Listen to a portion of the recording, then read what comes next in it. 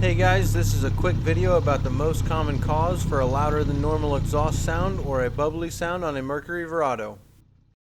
If you look on the port side of the engine, there are these 3 bolts on the back holding the side chap on. Remove those bolts and pull the chap to the side so you can see in here. There is this rubber grommet here that can get pushed out.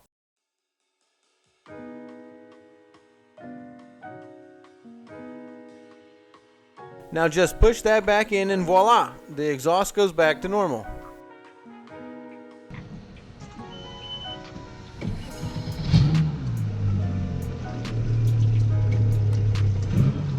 This isn't always the case, but it is the most common and the first thing to check if your exhaust is louder than normal.